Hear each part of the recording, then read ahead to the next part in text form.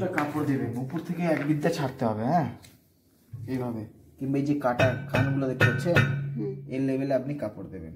আচ্ছা। কিংবা উপর থেকে এক বিদ্যা ছাড়বেন, হালকা ঠেসে দেবেন, একদম ঠেসে ঠেসে দেবেন না কাপড়, ঠিক আছে? আচ্ছা।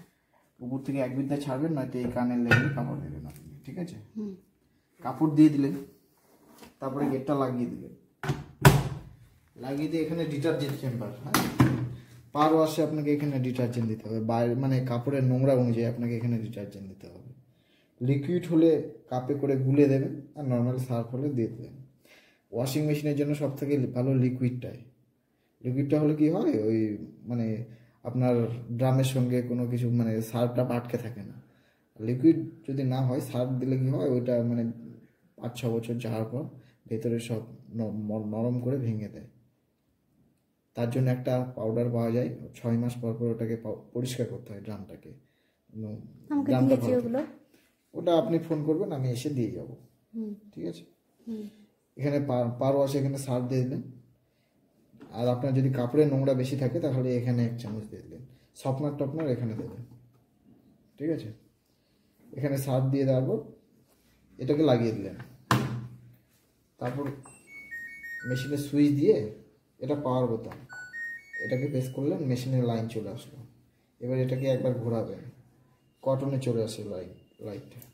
কটনে সব রকম সুতির কাপড় কটনে কাচতে পারবো, হ্যাঁ। তারপরে আছে কটন প্লাস। কটন প্লাসে আপনার ওই বড় বড় বেডশিট টেডশিট, ঠিক আছে? তারপরে পর্দা টর্দা যা কিছু আছে কটন প্লাসে কাচবেন। মিস ফেব্রিকের চুমকি বসানো যেসব কাপড়গুলো আছে, ওগুলো চুমকি বসানো কাপড় মিস ফেব্রিকে কাচবেন। ইজি গিয়ারে আপনার ওই সফট কাপড়গুলো ইজি গিয়ারে দেবেন। সাইলেন্ট ওয়াশ, আপনার যদি মেশিনটা বেডরুমে থাকে এতটাই ধীরে কাচবে যে আপনি আওয়াজ পাবেন না, ধীরে ধীরে কাচবে। এই দুটো বাচ্চাদের কাপড় আর বয়স্ক লোকের কাপড় কাচবেন, অ্যালার্জি থাকবে না। অ্যালার্জি গিয়ার বেবি স্ট্রিম, এই দুটোতে আপনার জলটা গরম বেশি নেবে, বুঝতে পারলেন? 60 ডিগ্রিতে জল গরম নেবে।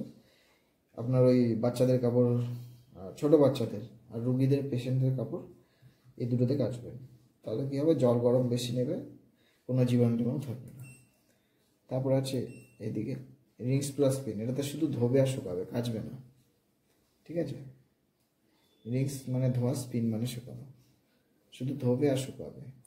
টাপ ক্লিন, যেটা বললাম আপনার ওই ড্রামটা পরিষ্কার করার জন্য 6 মাস পর পর একটা পাউডার দিয়ে টাপ ক্লিন করতে হয়। তাহলে কি হয়, আপনার ওই ড্রামের যে সব নোংরা সব কেটে বেরিয়ে যায়, জিনিসটা ভালো থাকে। এটাতে আপনার 1 ঘন্টা মানে এইগুলো প্রোগ্রামে একটা ধরো পাতলা কম্বলগুলো। আচ্ছা, আরেকটা যে ধরো আমার কাপড়গুলো অনেক রকম মিক্সড আছে, বিভিন্ন রকম, আপনি কটনে কাচবেন। কটনে দিয়ে দেবো, কটনে দিয়ে দিলেন সাপোজ, হ্যাঁ। এই যে পাওয়ারকে প্রেস করলাম, এটাকে একবার ঘোরালাম, কটনে আসলো। এইবার আমি যদি চাই যে জল গরমটা আমি ঠান্ডা জলে কাচবো, সেটাও করতে পারবো। টেম বোতামকে প্রেস করে করে কোল্ডে নিয়ে আসলাম, ঠান্ডা জলে কাচবে।